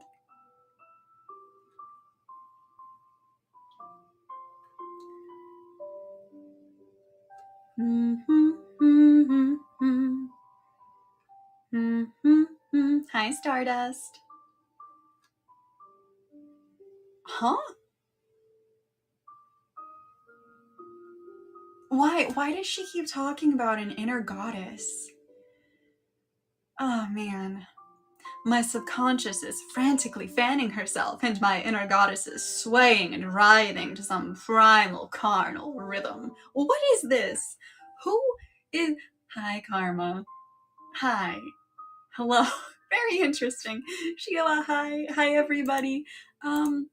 This is this is not our normal bedtime story stream because we're in the last, we're in the last segment of it. Hey, yo. I saw an after dark story time and was expecting something scary. No, Teth. Not the Teth raid. Oh no. Hi, Rin. Hi. Welcome on in. What's happening? Don't worry about it. Everything is perfectly normal, you guys. Get your primal carnal rhythm in check, readers. Hi, Ann. Hi, Foodsie. See, DC, you get it? Hey, guys, we are ready for a wholesome... No, we are definitely not reading wholesome story. We were watching Nano. Hi, Shiggy. Oh, I'm sorry, you guys. Hi, Jelly. Can I have a hug? Nobody's hugging. Nobody's hugging. It is sure wholesome, all right. Oh my gosh, we're talking about the backdoor drawers, Jellyfish Lady. I remember you from the other day, and I remember you. Hi. Hi again. Oh my gosh, I don't really have very wholesome. Primal carnal rhythm sounds like an elf thing. Oh, it does. Why are you nervous? We may have been, I swear to you that for the first hour and a half, we were reading Dr. Seuss. However, for the last 20 minutes, we may have been, and then Feisty shut up, we may possibly, a little bit, have been reading some really funny passages from 50 Shades of Grey. Hi. No, we're not reading smut. No, I'm too embarrassed to read smut. It was interesting. We're making sure that it's still innocent enough. We're replacing words here, you know, where we're keeping it not it. Oh no, that face. From what? Oh no. 50 Shades of, oh no. Yes, exactly. We're at like a PG-13 level. Thank you, DC.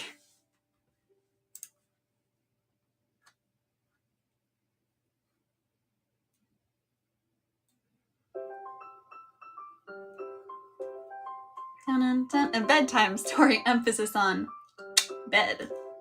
Exactly. Carmen, no. We're only talking about primal carnival rhythm. Meanwhile, Nate just innocently jam. Oh, that's right. I keep forgetting we're listening to Disney music as we do this. We're fudging and yipping on top of cars.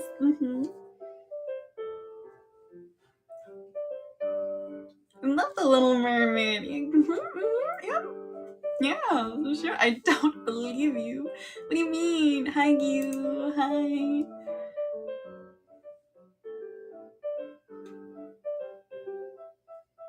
Hi, how are you?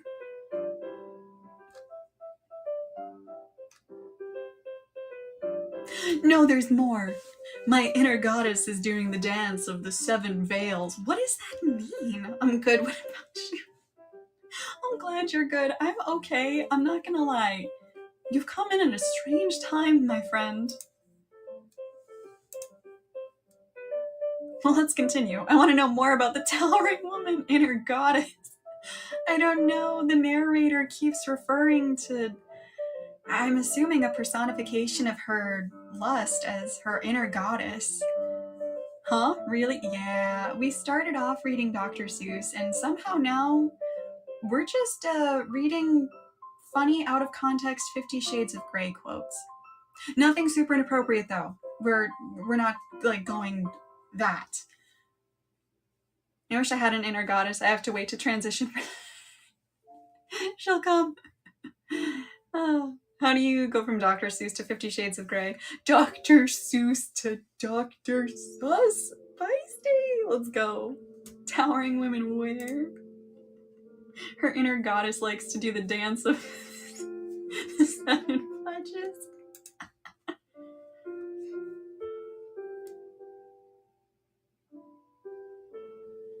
Oh my gosh.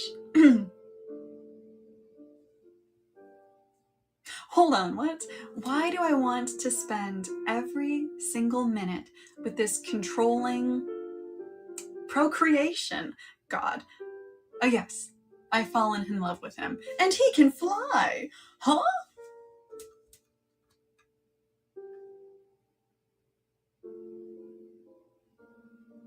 Superman. He can fly, he can fly. He pulls. Wait, I'm gonna go back to my music. I'm so sorry.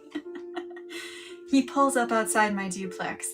I belatedly realize he's not asked me where I live, yet he knows.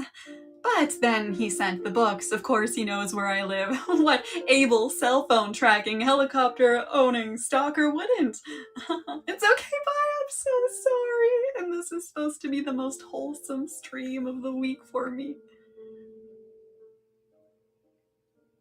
Oh, no. Who's he kidding? He's no gentleman. He has my undergarments. Mama Lumi stopped the kid stories at 12. See, is that a euphemism? Oh, he was 13. Oh no! Oh. Daddy Face, he got home.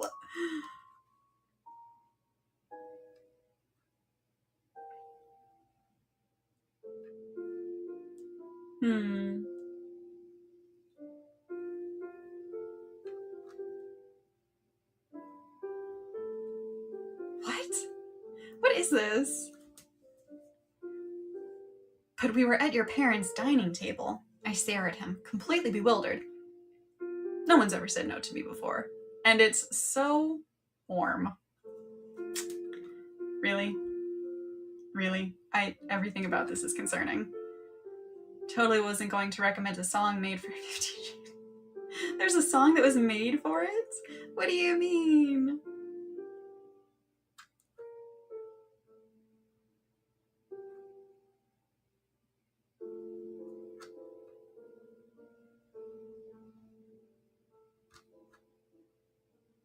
Oh, ew. Oh, ew, ew, ew, ew. No. Ugh. Gross. Eep. My eyes. Nope. Nope. Nope. We went to an unsavory place. We went to a very unsavory place. Ah.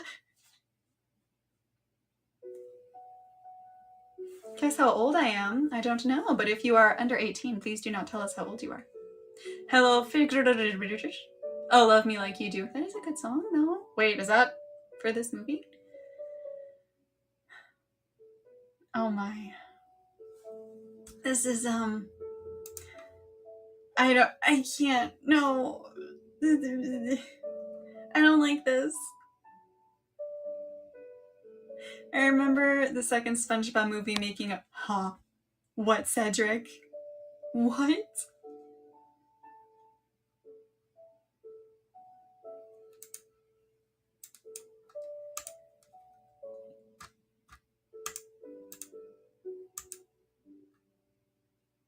Look it up. I don't know if I want to.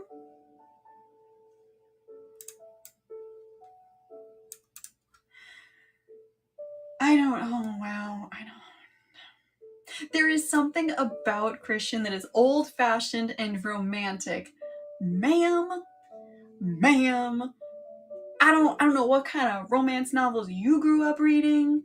I don't know what your romance expectations were. There's nothing old-fashioned or romantic about this man. No. Hi, Zero. Welcome. I mean, I let Patrick tie me up feisty. Should we just suggest the 50 Shades soundtrack? I can't wait for Mom to sing Love Me Like You Do for her karaoke stream. I would butcher that. With streams like this, I think we should be prepared for her to sing, nope. Oh, no, Miss Janae. Old-fashioned in the caveman sense, maybe. Honestly, yes, Puffy, that's a good point. Squidward's the one with the tentacles, though. Cedric, why would you say something so... so controversial, but so true? Didn't the author make this after reading Twilight? Apparently. Right? I wish we could DM viewers. I want to make friends with some of the regulars. Oh, I mean, I don't know if that feature is supposed to come at some point. That's a good point. What do you mean by that? Oh my gosh. Not the lip bite. There's a Twilight fanfic that she just swapped the names around after the fact. That's a choice. That is a choice.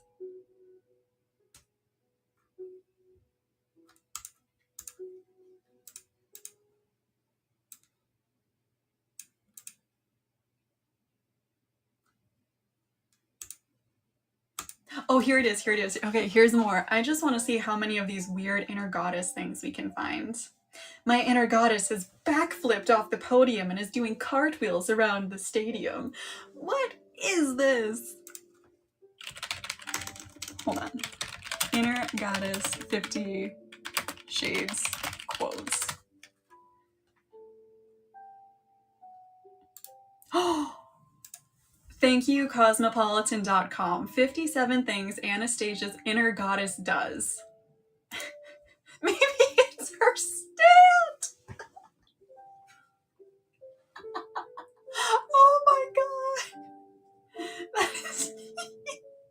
That is one of the best things I have ever read in my life. Can her inner goddess do plumbing? I thought it would be Winnie the Pooh. It was supposed to be Winnie the Pooh. My very small inner goddess sways in a gentle, victorious samba. Why is she small? My inner goddess glares at me, tapping her small foot impatiently. More like Winnie and a woohoo.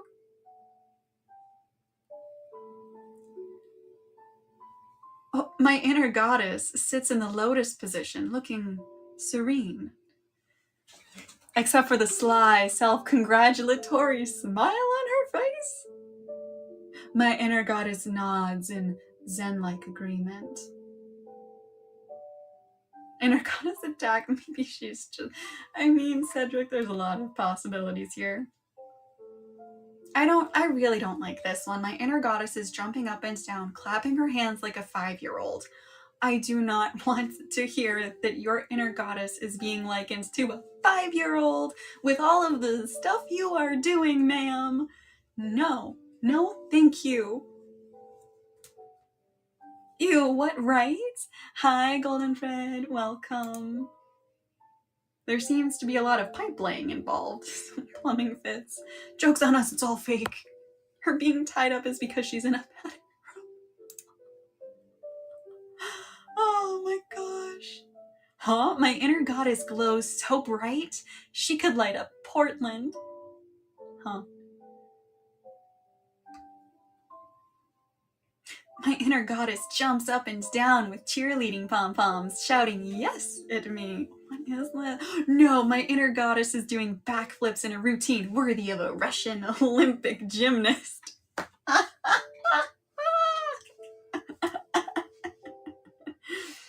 is this? What is this? Oh, maybe feisty. She's a glowy. Hi, everybody. How are you? Oh, there's another one. My inner goddess bounces up and down like a small child waiting for ice cream. Okay, listen. I know that clearly this is a very flawed book already. But how did no one in the editing phase maybe, just maybe, not notice that, hey, maybe we shouldn't have the inner goddess, who's like the personification of lust or desire, be compared to a child? Huh? I don't like this, you guys. I don't like this. I don't like this at all. This is all sorts of wrong. Why is no one talking about this? I don't like it.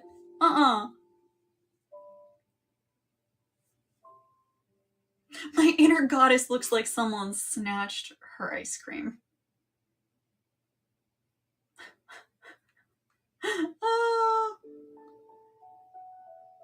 Let's see. Oh, my inner goddess once again has her pom-poms in hand and is in cheerleading mode.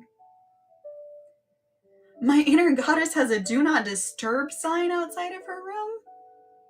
My inner goddess is smoldering and not in a good way. What is this?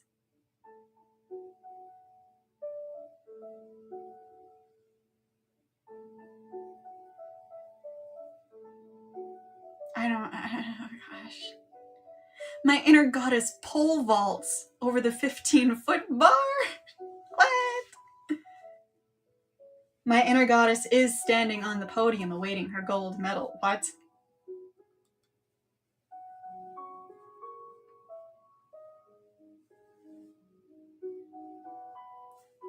I don't know, you guys.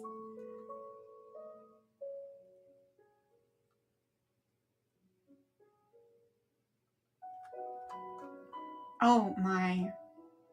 This one is okay. We'll read this last one and then I'm gonna go. Deep down, a nasty, unbidden thought comes from my inner goddess, her lips contorted in a snarl. The physical pain from the bite of a belt is nothing compared to this devastation. Who knows what that devastation is? We're not gonna find out, chat. We're not gonna find out. I don't know.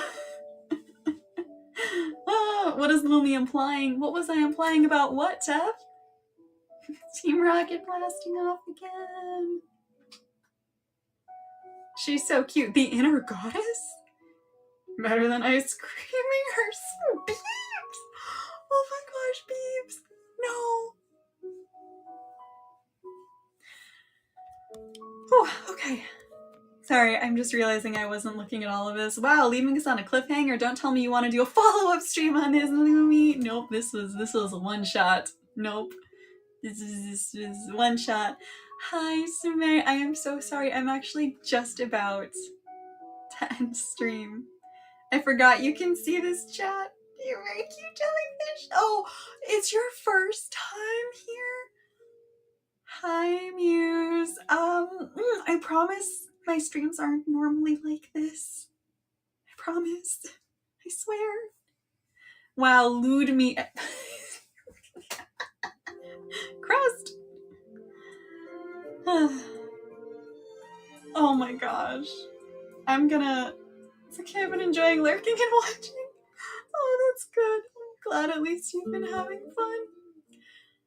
Okay, I'm gonna end stream. I'm gonna go have some tea, and I'm gonna go curl up with my cats and think about what I decided to do with my life here. Apologize for ruining Mommy's image, but I am Mommy too. Cute and flustered. Don't Lumi. Oh, my face is actually red right now. This is terrible. Quick getaway. Oh. Okay, everybody. I'm gonna go now. Thank you so much for spending time with me. My girls just want to have fun. Take care. I'll see you guys soon. Bye.